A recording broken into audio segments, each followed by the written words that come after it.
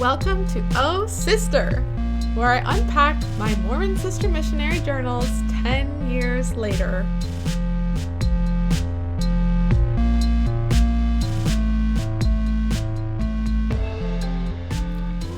Okie dokie. So, last week was a little bit crazy, a little bit intense, so today I'm bringing the tone back down and we're just going to be talking about the Approved Missionary Reading Library, or approved reading materials of missionaries. So I want to start by reading the section from the Missionary White Handbook on the rules for studying. Okay, so here we go. Study. Seek not to declare my word, but first seek to obtain my word, and then shall your tongue be loosed. Then, if you desire, you shall have my spirit and my word, yea, the power of God unto the convincing of men. D&C 11:21. Treasure up in your minds continually the words of life, and it shall be given you in the very hour that portion that shall be meted unto every man. D&C 84:85. 15 missionary conduct additional scriptures. Then there's this whole list of scriptures. I won't read them all, but they're there. Okay. Use the important hours before 10 a.m. to prepare to serve the Lord. Follow guidelines for personal study and companion study each morning. See Preach My Gospel, pages 8 through 9 and 17 through 26. Focus your study on the standard works, the Approved Missionary Library, see Preach My Gospel, page 8, and the church magazines. Study only these materials. Show your respect for the word of the Lord by taking good care of your scriptures, for example, by keeping them in a protective case. And then just to sort of double down on the approved reading thing, I'm also including the section in entertainment. There are, of course, other topics addressed in entertainment, but let me go to what it says about reading. So it says, under reading, read only books, magazines, and other materials authorized by the church. And then it refers back to the study section for clarification. Okay, so why am I talking about this? Because, well, I guess let me clarify before I totally kind of get all rambly here talking about this. Let me clarify what is the actual approved missionary library. So as you heard in the White Handbook, there were mentions of specific places that you can look in Preach My Gospel to see the missionary library. And I was trying to find it on like the online version of Preach My Gospel, and it's like, I don't know why, but they like have scrubbed that page from the internet or something. Like, I was trying really hard to find from like any official church sources, like where does it list what the approved missionary reading library is, and I just couldn't find it, which seems weird, but I don't know why. But I did find, thankfully, another one of the faithful Mormon mission prep blogs, or I don't know, websites or something, an article from 2013 where they explicitly state what the approved missionary library is, and perhaps it has been updated since now, although I'm not sure, but this is definitely what the approved reading list was for me on my mission. So I'm just going to read the little blurb that they have, and then I'll link their website in the description as well, so you can read about it yourself. Okay, so they say that mission rules prohibit missionaries from reading just anything while they serve.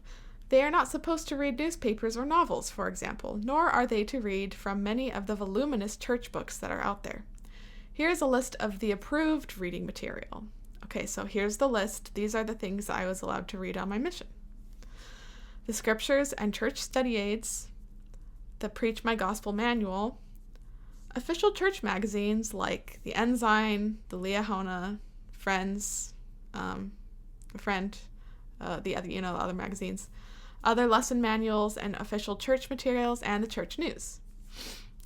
And then there's the Missionary Reference Library. So there's the following books are allowed for missionaries to bring for their reading. It says that they're sold as a set as like a missionary reference library at the LDSE store and at distribution centers.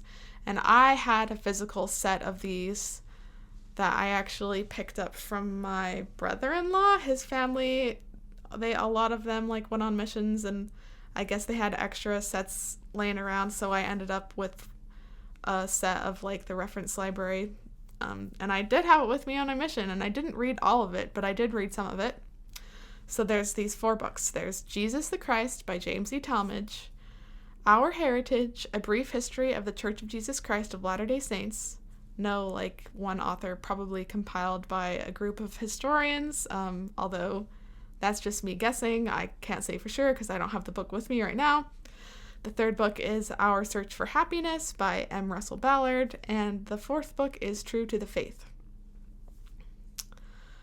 I think, if I recall correctly, the last 3 were smaller books, and then Jesus the Christ is like pretty big whopper one, and I definitely didn't get all the way through it because it was like kind of dry, but I did like try to read it. Yes, okay, and then of course it says any exceptions to this reading list would have to be approved by our mission president, and I know my mission when I came in, we had this extra binder of rules and things that we were supposed to do and not supposed to do, and there were like extra talks that we could read, and I don't sadly have that binder yet, but anyway, I also had like, my own little mission specific approved reading list. Okay, so why am I talking about this? Why is this relevant? Perhaps you guessed it, but yes, I'm bringing back the Bite model of authoritarian control, which, if you remember, it is the work of Dr. Stephen Hassan, I think is actually how he says it. Last time I said Hassan, because that's just how I read that name, but I think he says Hassan, so I'm sorry that I'm not sure, but I think that's how he says it. So I've shared this handout PDF brief explanation of his model before, but it's such a good resource. It's so compact that I'm going to once again read his the little blurb he's written to kind of describe the point of this, and then I'm going to use the material to help make my point. Okay, so here's the little blurb. He says, many think of mind control as an ambiguous, mystical process that is difficult to define. Mind control refers to a specific set of methods and techniques, such as hypnosis or thought stopping, that influence how a person thinks, feels, and acts. Stephen Hassan developed the Bite model to describe cults' specific methods to recruit and maintain control over people. Bite stands for behavior, information, thought, and emotional control. The Bite model should be used within the influence continuum model to help determine authoritarian control. Not every group or relationship uses every one of these. Some are universal, such as deception, like information control, indoctrinating people to distrust critics and former members, or installing phobias to make people afraid of questioning or leaving. All right, so that's like the official explanation once again of what the Bite model is. So they have explanations for each of the B, I, T, and E, and so I'm going to point out the synopsis that they have for information control. Okay, so there are 6 categories that they give. The first one is deception.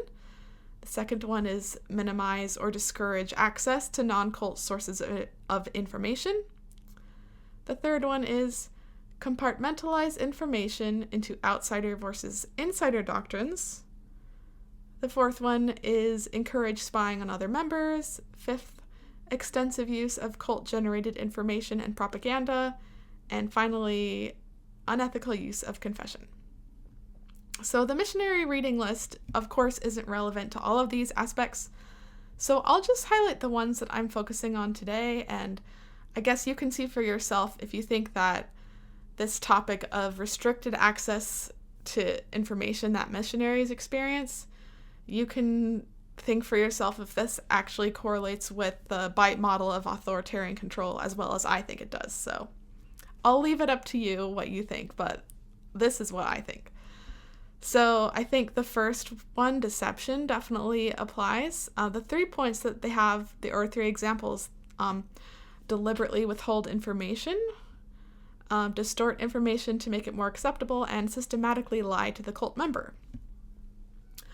So it's less clear or less obvious how the missionary library is part of deception, since on the surface, providing church materials is like not withholding from information. On the surface, it's like, no, they're providing information and they're clarifying information, not distorting, and they're systematically providing information, so we have it.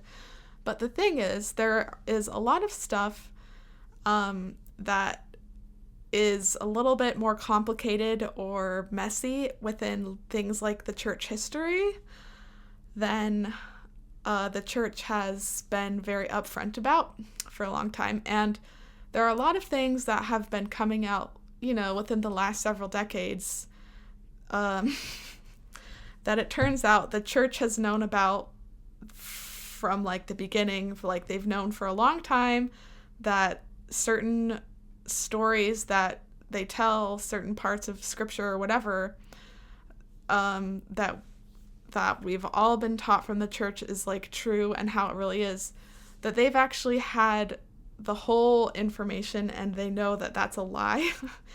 And, a couple weeks ago I mentioned that I showed a new investigating couple the Restoration movie, and I mentioned that the actual information that the church has now, and they have now like sort of said, yeah, okay, yeah, actually there are all these different conflicting things, and it's not as like cut and dry and clear as we make it look in our church materials, and even in the like the Joseph Smith history statement that all missionaries like learn and recite. And we're like, this is true, I believe this is true. It turns out that is not all 100% accurate to what Joseph Smith has said happened. That is one example. There are many examples, but the Approved Missionary Library is a compilation of sources that only promote the small view of church history that the church leadership wants missionaries to know. And if there's mention of things that are complicated about history, like if there's any mention of like polygamy or things like that, it's definitely going to be distorted to make it seem more acceptable in the church missionary library. So there is just they have a whole church history department, and they've been really good at, over the decades, systematically lying to church members and even missionaries who, in theory, missionaries you would think would be the ones who are most informed about the church, and they know the most about the doctrine, and they know the most about the church history, when in fact missionaries have the least access to all the information that they should know if they're going to be bringing people into the group, right? Okay, so that's the first one, that's deception.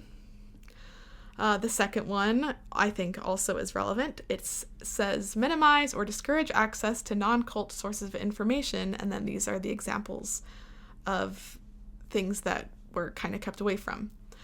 Internet, TV, radio, books, articles, newspapers, magazines, media. So yes, definitely all of that was totally a no-no.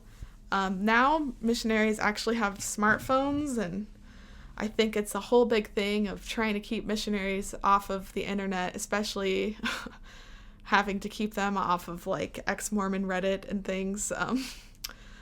Sometimes if you're on ex-Mormon Reddit, every now and then there will be a post from a missionary who's like, oh no, I found this and I'm freaking out. Is this all wrong? What do I do?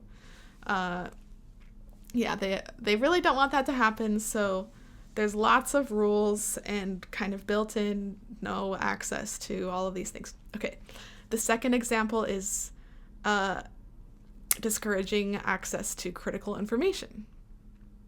So again, that is anything that's not in the church, the approved library could potentially be critical information of the church. And even if you're not a missionary, there's a very deeply instilled fear of not using church materials to learn about the church or coming across anything that's critical of the church. I remember being taught that if I ever came across something that was critical of the church, I would feel darkness and I would feel fear, and that was a sign that it was Satan trying to destroy my testimony.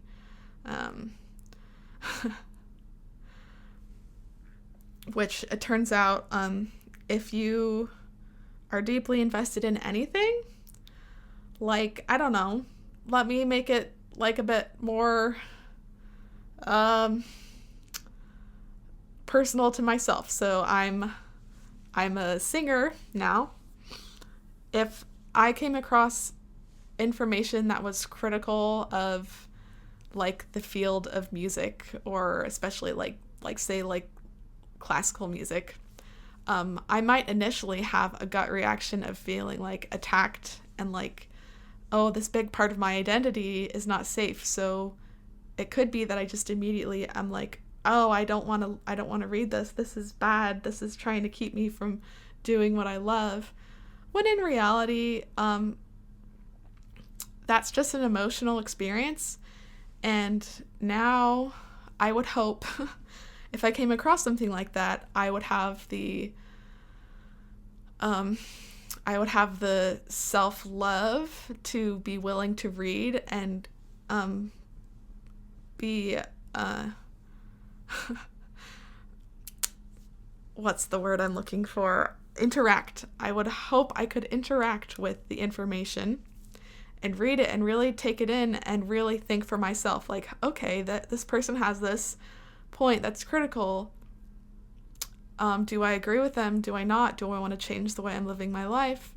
And maybe I could come out with a more nuanced view of the field that I'm interested in, and maybe even have a better idea of the role I want to have in the world. I think ideally that's kind of what can happen if you come across critical information, but within the church context, it's always just like immediately no, shut it down. This is bad. This is of the Satan.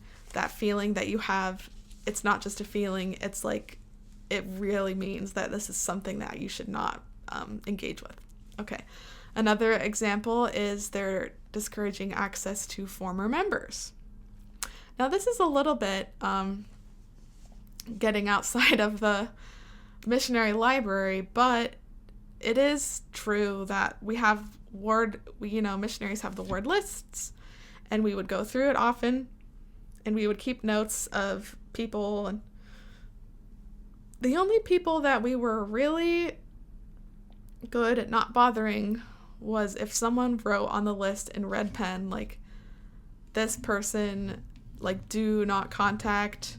They're like bad ex-Mormons, and they like want to like take away your faith. Like those, like even sometimes then we'd be like, oh, well, we're better, like we could do it, but not really me. But there are missionaries, I think, who would kind of ignore that. But yeah, that's like if there are former members and they're like critical of the church, especially, we would not engage with them. We would just like, if we knocked on a door and it was someone who was like ex-Mormon and was like, oh, I don't really think what you're doing is like right, we'd be like, oh, nope, we're done. The other examples, I guess I won't explain them because they're not specifically with the missionary library, but I will just read them since they're under this point. are to keep members busy so they don't have time to think and investigate. Definitely happens on the mission. And control through cell phone with texting, calls, and internet tracking. We definitely didn't have our own cell phones, and we only texted other missionaries, so somewhat control. Like, the fact that we couldn't have our own cell phones and we only had missionary cell phones was probably a red flag. I don't know if they were tracking our phones at the time, but yeah. Okay, then the third section, compartmentalize information into outsider versus insider doctrines. So the examples are ensure that information is not freely accessible. Again, that was definitely the case. We could only use computers once a week at like the library when we went to do our emails. And we only barely had time to read the email from the mission president, to respond to the mission president, and then to write our email to our family for the week. And of course, we didn't have like library cards or like free time to like go and, I don't know, read anything. Like, we were not following the news, you know? Another example is control information at different levels and missions within the group. So, I guess this gets more into missionary hierarchies where, you know, the people who have more leadership, or people who are closer, you know, like the assistants to the president, they definitely have more information about what's going on than others, although probably less, you know, not as much, like, they don't have more doctrinal information. I will say, though, that the mission president is definitely getting more information than the missionaries, you know, like the mission president and probably even the senior missionaries, but definitely the mission president is like meeting with general authorities and sometimes even apostles, and they're like way less restricted on, like, mission presidents are like allowed to be a little bit more in the world, if I may, of like, you know, I think they could like keep their old phones and like stay in more contact with their family and like probably still read the news, you know, that kind of thing. And they also had, I think, more information about like the sort of probable like troubling church history things that maybe they needed to kind of keep an eye out for and make sure none of us were spreading things, you know. And then the third example there is allow only leadership to decide who needs to know what and when. So again, I guess this goes all the way up to the first presidency of the church, and it kind of trickles down. I think it's been proven, although take this with a grain of salt because this is just me remembering what I've heard through years of listening to podcasts like Mormon Stories. But I think it's been proven that pretty much all of the upper church leadership knows about a lot of the tricky church history things and church policy things. They they know about it, and they've known for a long time, like for many, many years.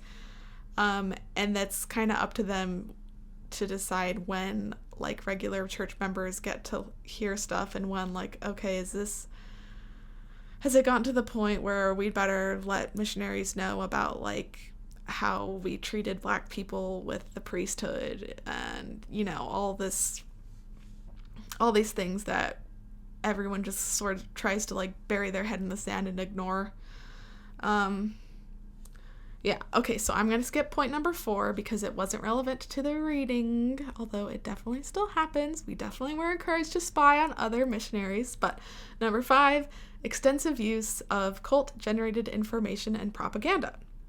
So actually, next week I'm going to talk about their like big Christmas media initiative. But for now, yes, this definitely happened. The example they have is, remember, this is cult-generated information and propaganda, and the examples are newsletters, magazines, journals, audio tapes, videotapes, YouTube, movies, and other media. So, like, yeah, extensive use of cult-generated information. That was literally the only stuff we could read. And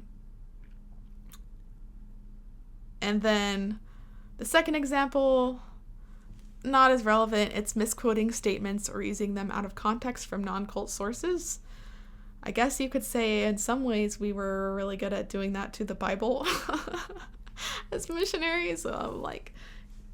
But that's that's a whole other can of worms. So basically, we learned from my very own missionary words, from the mouth of a sister missionary, a faithful sister missionary, that the mission is a pressure cooker. And it's very intense, and even I was willing to say that as a missionary. And I think that the small world of what you're allowed to read is part of that. And I think being so on the one frame of mind and only getting one source of information, and even actively avoiding and perhaps even fearing information outside of this small approved list, it makes, or at least it made, my world very small. And it gets boring for sure. And I guess I'm really glad now to be able to sort of read whatever. I guess this also feels relevant these days because we're sadly in a time of more and more banning of books. And if that doesn't tell you how much power there is in information and in reading, I don't know what does, because if someone is afraid of people reading a book and having if they're afraid of someone reading a book, it's because they know that books are powerful and they can lead you to have different values and make different decisions based on the powerful experience of reading and learning and gathering information and learning empathy. So I think reading is very powerful, and I think if someone tells you that you're not allowed to read something, it's not safe to read, I would say just question that and say, I trust my judgment, and if I don't trust my own judgment, I can read something and I can work to figure out if this is just a one-off, one wild statement that other experts in the field totally don't agree with. I have the power to figure that out myself. Or if I read this and something that a lot of people are saying, maybe there's something to it, maybe this is something that's important for me to know, So before I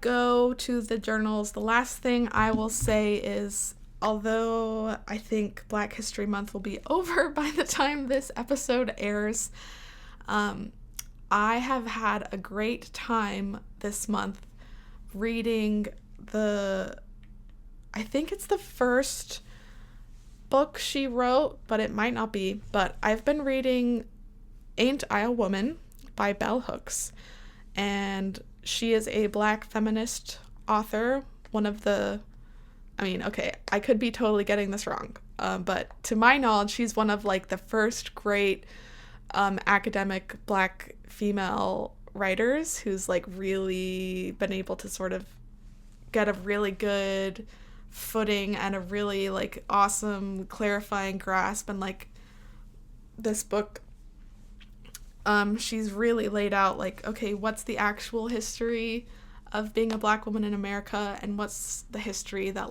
a lot of us were just sort of absorbed but isn't actually proven by what we have in written documents, So that's been really interesting for me. If you are looking for something to read and expand your own reading library and your own bandwidth, I would highly recommend Ain't I a Woman by Bell Hooks, or honestly anything she wrote. I'm sure they're all great. I'm hoping to read more of her works.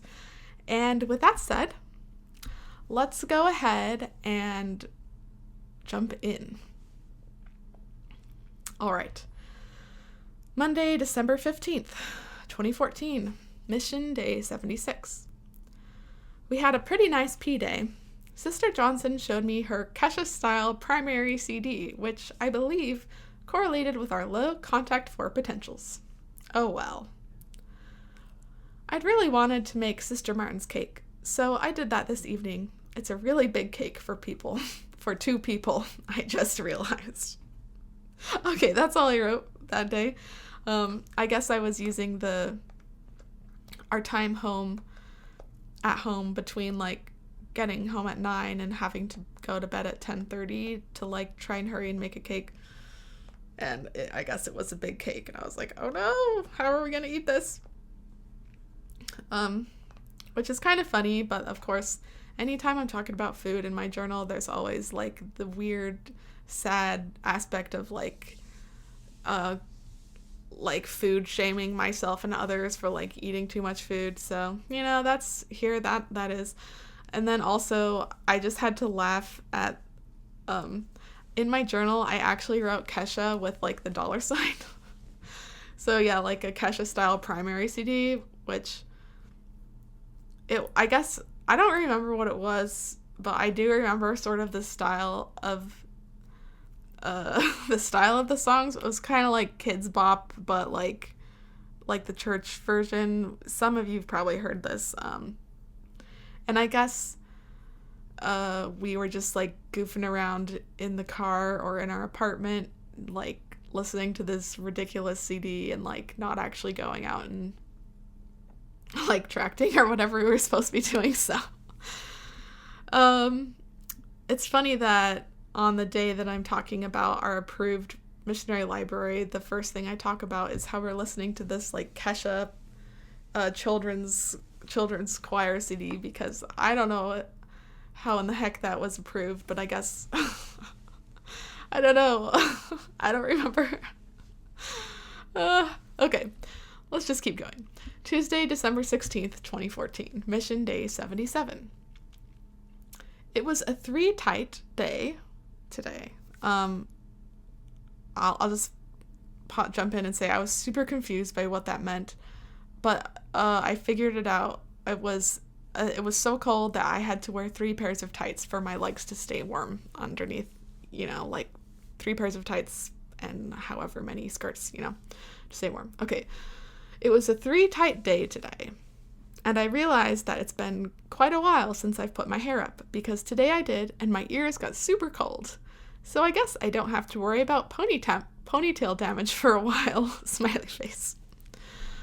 We stopped by to visit Lynn again, and once again, we ended up staying longer than the expected doorstep. But it was a good testify to us, in quotes, discussion. And we also got to meet her daughter Josephine again as she dropped off her kids, Colleen and Nehemiah. Colleen has super cute curly blonde hair and is very talkative. Her little brother Nehemiah is about the chillest baby I've ever seen. And we are still on for Christmas dinner. It was Nathaniel's birthday recently, and Brenda used the dinner event as an excuse to invite Gail and Esther over for a lesson. They got laryngitis last minute, unfortunately, but we still went and gave Nathaniel a lesson. I guess his parents hadn't really planned any celebrations, so I'm really glad he has Brenda watching out for him. Okay, kind of weird day.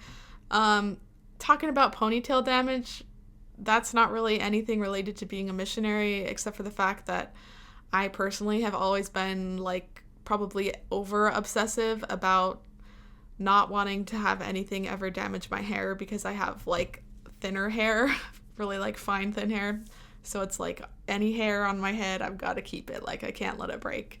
And so at that point, I was, like, just trying to not put my hair up in ponytails very much, I guess, to prevent, ponytail damage. So I wonder how it would have been if I had been in a different mission area where I had to wear ponytails and, interesting aspect of my life that was influenced by being in the cold, cold North Dakota. Okay, also, I wanted to talk about what was a testify to us discussion. So basically, we really loved having found Lynn because we kind of thought of her as like a golden investigator. Golden being like someone who just is super ready and like they just want to get baptized like from the get-go. Like they're not like dragging their feet, like we're not having to convince them. It's just like, oh heck yeah, like let me do this.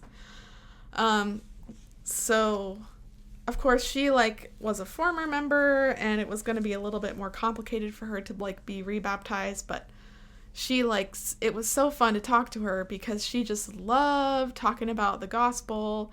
And when we would go and try to give her a lesson, the whole time she would just be like, yes, I know this is true, and like let me tell you all these cool stories and like all the things that I believe. And we would just sit there as she told us her devotion, and it was so like affirming for our little missionary hearts, affirming for our missionary testimonies, and like, yes, we're doing the right thing.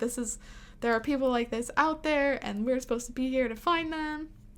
That's kind of what that experience was like internally for me. Also, I'm just noticing all the time in my journal, I'm like writing people's like full names.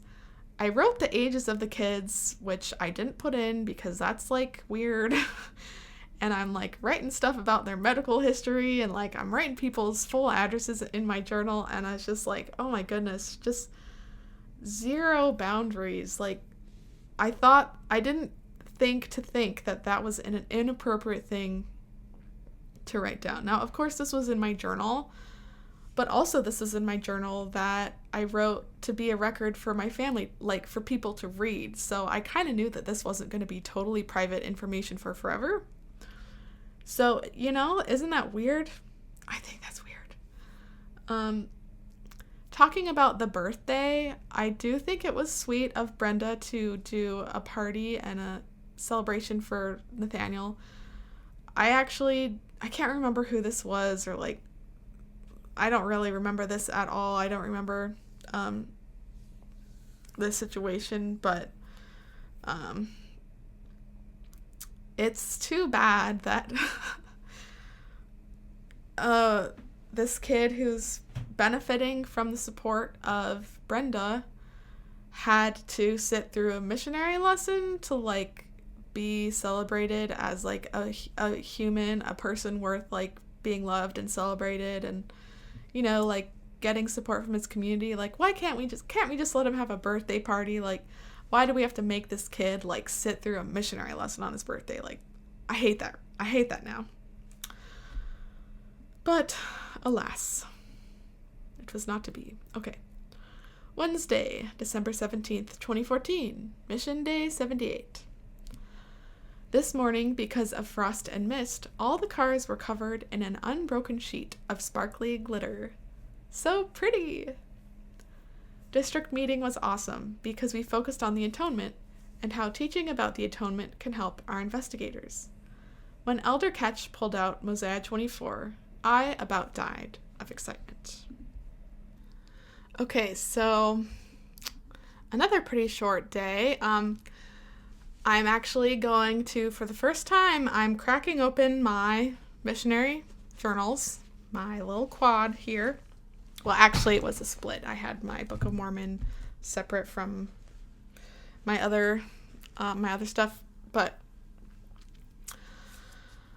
I'm gonna read this scripture in Mosiah 24 that I keep referring to, because I talk about it so much. I think it's relevant to explain this thing I was so obsessed with. And just to remind you, I think the reason I started being so obsessed about learning about the Atonement in the first place, because I never used to really think about it super much, was because of that blessing that I had that I talked about last week. Do you recall? The blessing from that professor who it talked about how the Atonement's really important to me, and how I like was tight with Jesus before being alive, and like was like one of the witnesses of like how much Jesus loves us or whatever. So yeah, I think that's kind of why I was so obsessed with the atonement, and that's why I was so obsessed with this chapter of scripture. So I just kind of skimmed through this again to wrap my head around what was going on. And so kind of the story here is there's this group of people, there's Alma and his people, and they are under the burdensome government or whatever of, you know, these other wicked people, and the wicked people aren't allowed to like just kill all of Alma and his people, but they're just sort of doing everything to make their lives miserable. So Alma and his people have been praying to God for relief, and it's just been getting worse and worse. And then finally, here is the response from God. So first he says, I covenant that I will deliver you out of bondage. And then here's verses 14 and 15. Here's what he says after that. It says, so this is God's answer to their prayers. It says, and I will also ease the burdens which are put upon your shoulders, that even you cannot feel them upon your backs, even while you are in bondage. And this will I do, that ye may stand as witnesses for me hereafter, and that ye may know of a surety that I, the Lord God, do visit my people in their afflictions. And now it came to pass that the burdens which were laid upon Alma and his brethren were made light. Yea, the Lord did strengthen them, that they could bear up their burdens with ease. And they did submit cheerfully and with patience to all the will of the Lord. And of course the story goes on, but those two scriptures seemed super doctrinally important to me as a missionary. Here's one of the notes that I like wrote in a sticky, and it's still in my scriptures. So a note that I wrote, probably on my mission, says, the Spirit, or the Comforter, can help us with our trials when we have made covenants and received his constant companionship. The Spirit delivers the enabling power of the atonement, so be worthy of it. There's that worthy word. Okay, so let me break down what does this mean and why am I talking about it? Why does this matter? Especially since, why am I even reading this scripture, since I am such a wicked, proud ex-Mormon who professes to not care about or believe in these scriptures? Why am I bothering? Okay. So, I was really obsessed with the atonement for reasons which, who knows, right? But I found this scripture to be a really good explanation of how the atonement actually works. So what I believe the atonement was like Jesus's ability to, like actually know through experience, because of like suffering in the Garden of Gethsemane and like feeling the pains and the suffering of all people. So like in my mind, Jesus was the only man who actually knew what it was to be like a woman going through childbirth, because he like physically experienced all the pains of every woman's childbirth ever. For example, that was kind of like how I thought about it, and I was like, oh yeah, Jesus is the ultimate feminist. But I always had, growing up, I was like, I don't really get how that works. But this scripture kind of, I used it to explain to myself how it worked. So, like Jesus, he felt all of our pains and our sufferings. And then, of course, sometimes bad things still happen. So what's that about? And what that's about, what it is about is, let me read this again. I will ease the burdens which are put upon your shoulders, that you cannot feel them while they're on your backs, right? So the idea that I had was that God was like, all right, so bad things are going to happen, like people are going to choose to do evil things, but my good boy, best boy, Jesus, he suffered and felt for everyone's sins and all the sorrows and all the everything, all the suffering. He, like, has the power of empathy, and he knows exactly what it feels like, and he knows exactly what you need.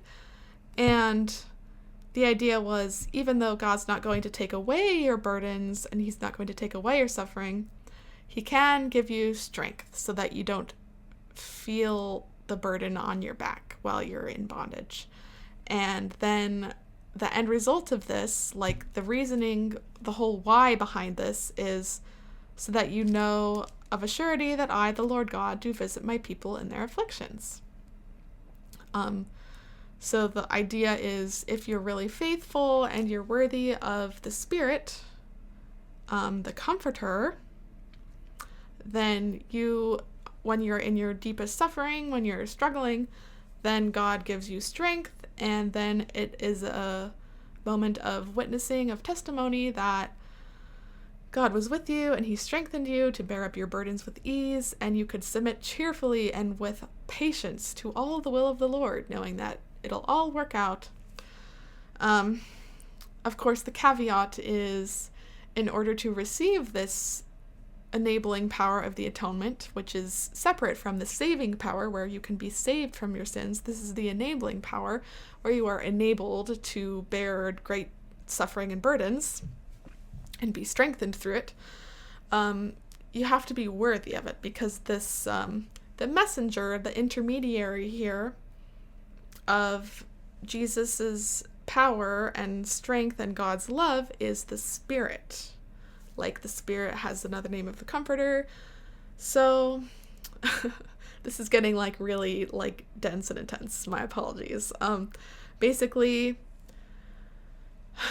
in order to have relief for your suffering that is probably not going to go away, you have to be worthy of it. So, why am I talking about this? It's because I was on my mission and there were things about it that were hard, right? A lot of the stuff I felt excited about, but at this point and further on, there are things about my mission that were just darn hard, right? And I was regularly exposed to people who were going through way harder stuff than I ever had. I was constantly facing people who were living in poverty, who were dealing with, all of these systemic problems, like people dealing with misogyny and racism and homophobia and ableism and, all of the isms, as well as just sort of the problems that happen in life to like everyone, like, dealing with death, dealing with financial crises, dealing with illness and sickness. Like, it just, we all know that sometimes life is terrible, even for the people, like we all, if we're lucky, we all get old and sick and die, right? No matter who we are. And some people have it a lot worse, even earlier on in life, right?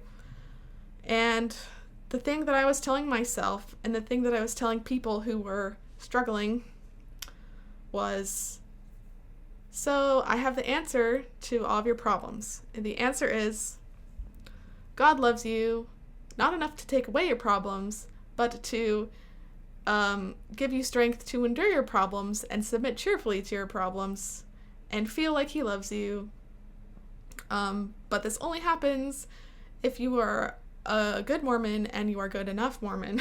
So chop chop, get baptized and follow all the rules and have the Spirit with you. And if you are suffering in any way and you don't feel like the burdens are being eased, like if you can feel the burden on your back, that means you are not worthy of God's love and you're not worthy of the Spirit and you are in trouble.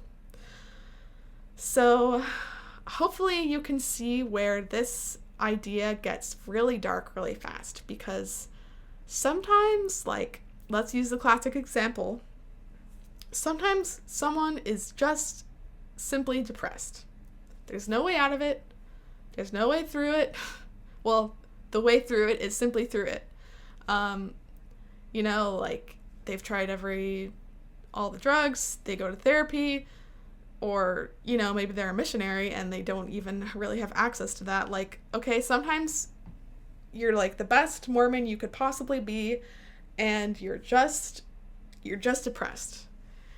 And the teaching, especially like where I'm getting really specifically focused in on this enabling power of the atonement, I'm saying, well, it's your fault that you feel the burden. And it's your fault that this is not a cheerful, wonderful experience, all right? You're allowed to be depressed, but if you feel it, like, if you feel that it sucks to be depressed, and if you feel abandoned by God or whatever, like if you feel like this is too hard and you actually aren't like feeling God carrying you somehow in some mystical way, it's because you're not worthy of it and you need to do better. And no matter how much more like I know there are a lot of people who, no matter how much they read their scriptures and they go to the temple constantly and they're praying and they're fasting and they're doing all the service and they're accepting every calling and they're being really good home teachers or visiting teachers or ministers, like it doesn't take away the suffering and the impossibility that can be living with depression. Okay, and that's just one example. That's kind of a classic example, but I think it applies to a lot of things. And I really don't like now looking back and realizing that I was not only reinforcing this messaging for probably a lot of vulnerable, active, believing LDS people who really just needed actual love and support and comfort rather than hypothetical, based on quotas of doing enough love and support. And I was also giving this to people who were typically vulnerable and even more than the average. Like I was actively looking for people who were in distress and who were in crisis and telling them, you are not doing enough, and God won't take away your burdens, but if you join his church and you do all these things, then he'll give you sort of the strength to deal with it. I just don't like that. Okay? So that's the reason that I first pulled out my scriptures. We'll see if it happens again. We shall see. We shall see. But there's my little rant about Mosiah 24 and the enabling power of the atonement as told by Sister Finlinson / all the missionaries around me / I think Elder Bednar / I didn't, I'm pretty sure I didn't think of it on my own. I'm pretty sure I kind of condensed it from lots of different talks and church resources. So while I take responsibility for passing it on, I probably cannot take responsibility for creating this idea. I was an unfortunate spreader of the mimetic idea of worthiness-based power from God. All right. Let's keep going.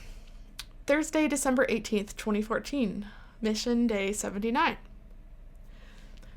We drove up to and then back down from Ellendale today.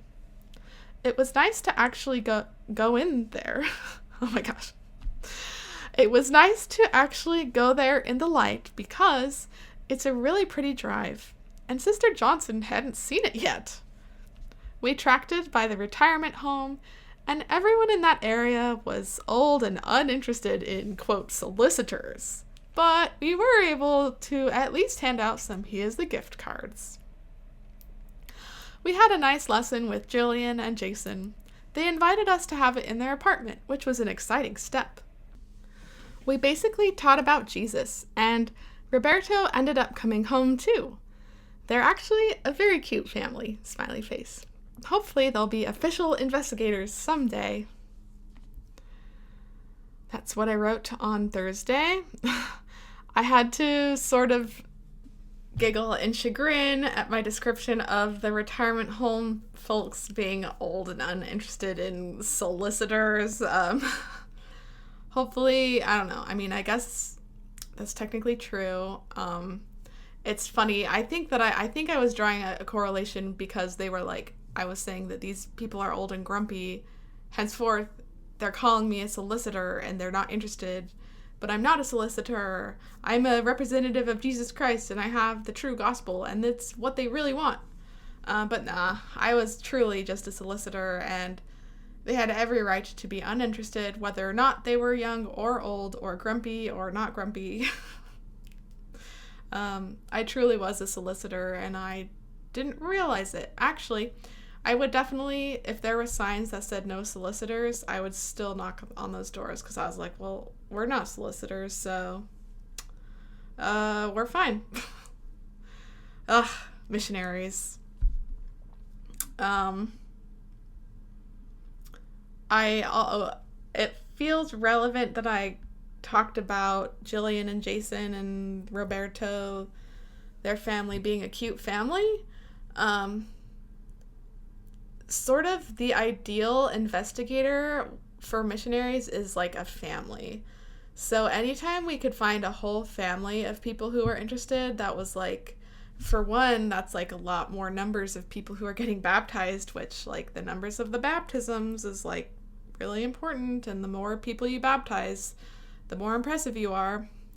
But also we knew from like church research or whatever that people who are baptized are way more likely to stay involved and active if you baptize their whole family. So they're like, of course, baptize everyone, but a family is the best people, try to get the whole family baptized. So I was excited about them. I thought they were a really cute family and I wanted to hopefully get them all baptized. This reminds me of something that maybe seems quite tangential, but it feels relevant, so I'm going to say it anyway. The way that I saw kind of random families who were doing well, and I was like, oh, but if only they were Mormon. Like, think how cute and wonderful and great. I actually remember thinking this about, like, Disney movies. Like, I remember watching Tangled. I think that came out my freshman year of BYU. So, my year of school before my mission. And I remember watching it and being like, oh, this is such a great love story. And it's so fun seeing these people find, like, fulfillment and, like, relationship and, like, meaning and truth and all these things. But, oh, they're just missing the gospel. Like, imagine if Rapunzel and Eugene could become Mormons, then it would be the ultimate happy ending. And it was like not uncommon for like kids at BYU to be talking about this. I feel like it was like, oh yeah, this movie's great and like the story's really sweet, but like wouldn't it be even better if they like were Mormon by the end, or like reading about people through history, like way back when, it's like, oh, they were so cool, but like, oh, too bad they weren't Mormon. It's giving me the same vibes. Anyway, I definitely now try not to project that everyone should be Mormon. Even fictional story characters, kind of silly. Okay. Here we go. Friday, December 19th, 2014. Mission Day 80. 80. I feel like I'm always trying to record how crazy it's been, but we once again did our weekly planning ... on a Friday. It was supposed to be Thursdays. So that was like, we're so unorganized and so busy that we're not doing our weekly planning on the right day. Anyway. But we had a dinner appointment today with a LA/PM, meaning less active and I think part member, family. I can't remember if I've already written about them, but It was with John Crawford. We learned that he'd been married in the temple before, but then spent all his time at work, which led to their marriage falling apart.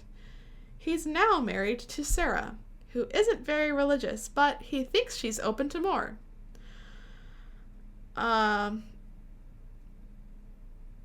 Okay, I also wrote this little parenthetical side note, so I'll read it as well. So, he thinks she's open to more, parentheses. She actually ended up being in Grand Forks, so it was us and him and his 2 baby sons. Akko Taco. We should have figured out what to do to avoid that, close parentheses. But he fed us fish cooked / baked / roasted over vegetables and sun-dried tomato bread with honey butter. Super good. But yeah, we need to make sure that doesn't happen again. Bahaha, you got me. I'm totally writing this on January 8th, and I realized that was not our last appointment with the Crawfords. We actually shared our Christmas message with their family, and Sarah seemed to take it well. We read the Nativity from Luke 2, and then shared Alma 7:10 through 12, smiley face.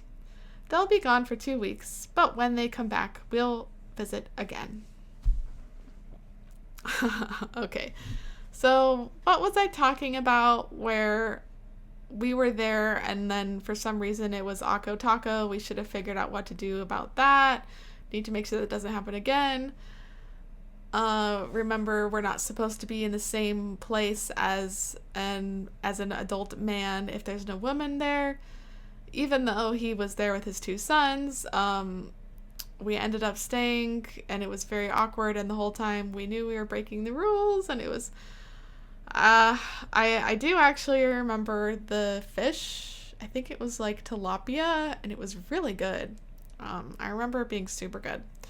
But I guess it was quite uncomfortable. I hope we didn't make him feel uncomfortable, but anyway, we did stay in contact with them, but we made sure that they were always both there. And it's also, too bad that we gotta shove the church down the throats of people who seem to have complicated relationships, and probably sort of complicated relationship with the church, seeing as he's divorced and his new wife is not part of the church and apparently not super interested, but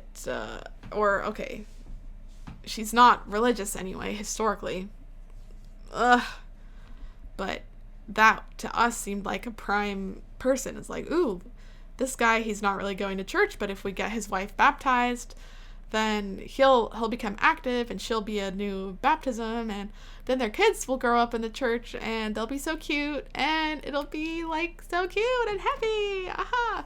Oh, Okay. Saturday, December 20th, 2014, Mission Day 81. Yay, we're speaking in Nome tomorrow, and since it's almost Christmas, Sister Johnson will be talking about the Nativity, and I'll be talking about the Atonement. We've had an epic last few hours of cranking out 20-minute talks. Thank you, James E. Talmage, for your effort in writing Jesus the Christ. Everything we had scheduled for today fell through, even our appointment with Carl. We ended up driving all over town trying to find someone to teach until it was 7 o'clock, and we retired to the study bunkers.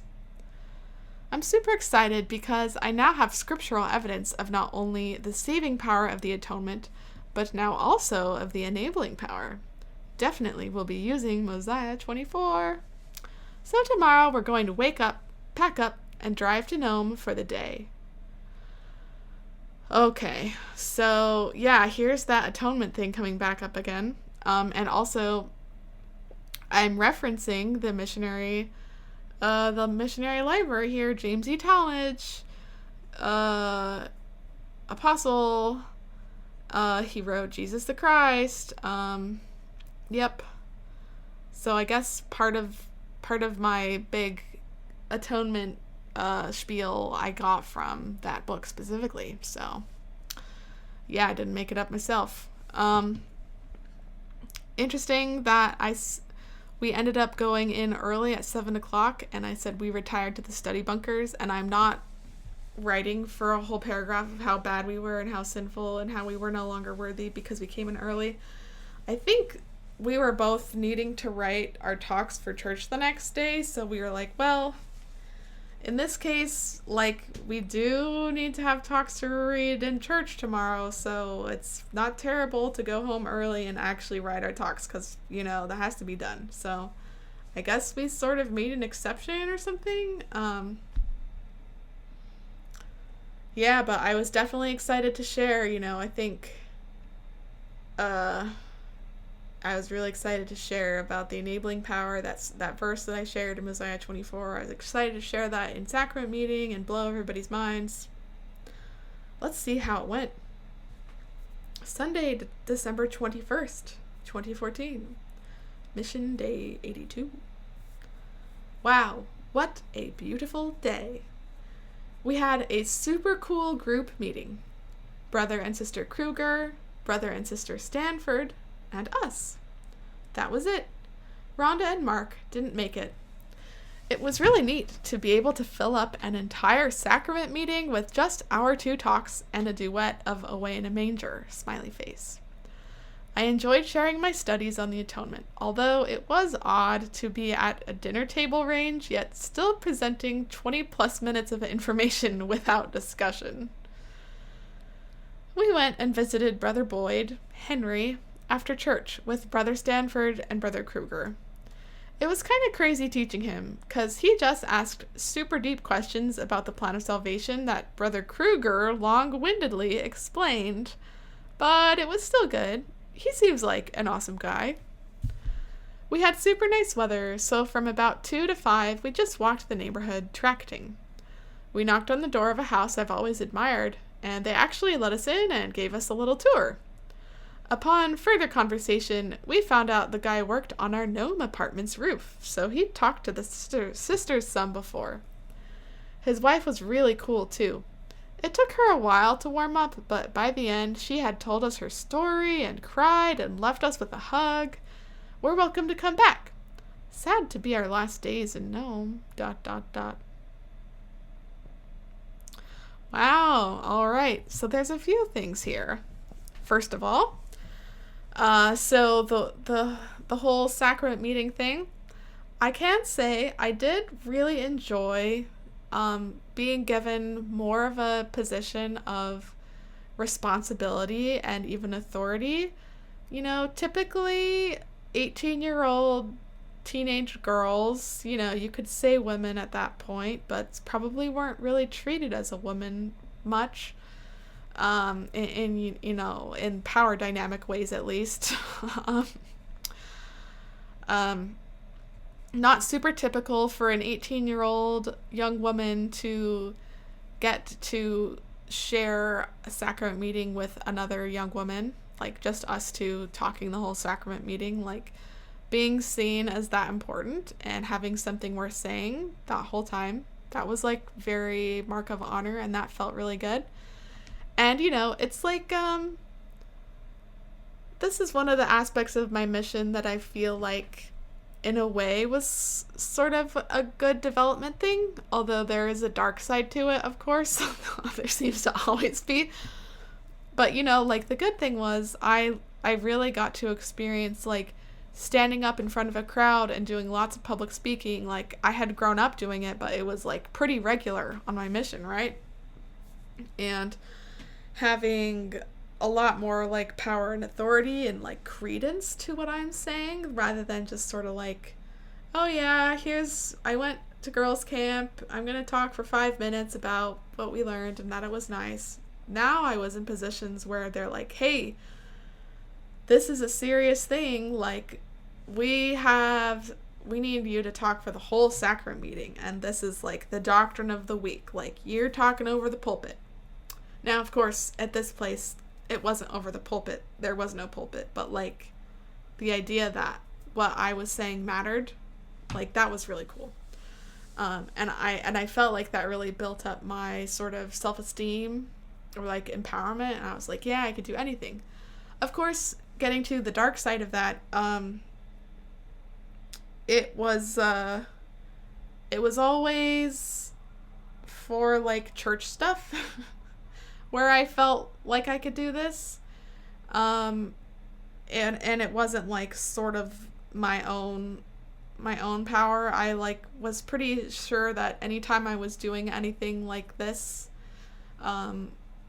it was because of the enabling power of the atonement. So I was like, it's not me, it's God. And I really internalized that I didn't internalize that like I had something worth saying and that I was like, quote unquote, a woman with like power and value to add to the world. I felt very much that it was all from God and it wasn't really me, and the only reason it mattered what I was saying was because I was speaking like God was speaking through me. But like if it was just me, like I wouldn't have felt, I didn't feel that good about myself. So that's kind of the dark side of that. And then of course, a little bit of, so after church, we went to visit Brother Boyd. I think he was like, a less active member. Partially, I think he was, like he was getting older. So sometimes when people are getting older, it's hard for them to go out and go to church. Or, they don't have to be old. Sometimes it's just hard for people to go out and go to church. But in situations like this, then often two priesthood holders, so two older men, will come and like do the sacrament. So I think that's what we did here. We like they did like the sacrament prayers, and he got to like take the bread and the water, and then we had a sort of a lesson. And then of course that's not something that we sister missionaries could do, even though we were at a point of like in our life some of the highest position of like power and authority that we would ever have in the church. But of course, just two random older brothers in the area had more to give this man than we did. We weren't able to give him the sacrament. And so we had to bring two men with us for that. And then also, when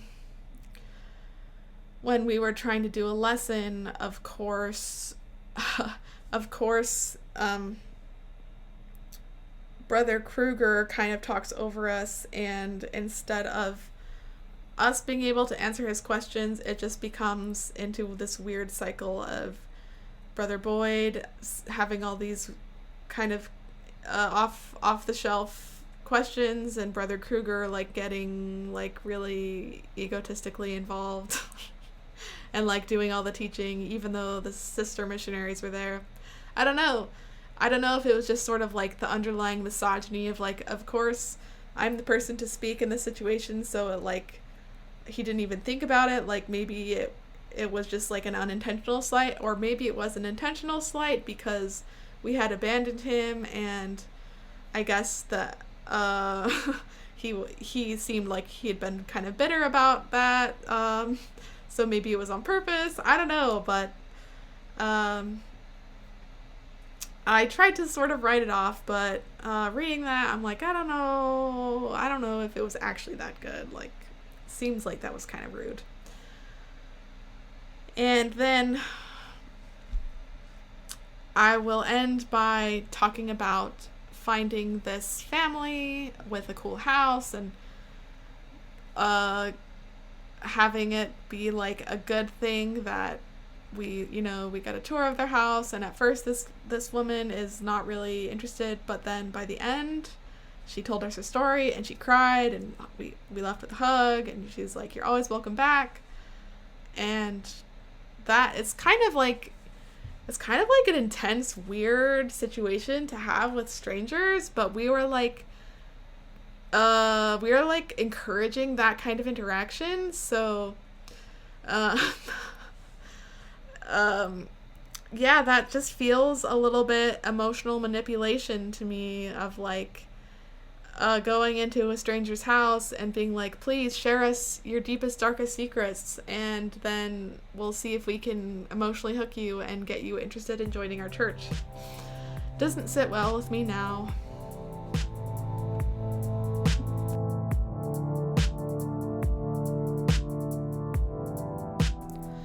And that's my 12th week as a Mormon sister missionary. Make sure to subscribe to this podcast if you want to continue following my story. Ratings and reviews are really appreciated, and if you'd like to financially support this or my other creative work, you can become a patron at patreon.com/AllieChristiansen. I hope you have a great week, and if you want my advice, just remember that you can love others best when you love yourself first. Bye!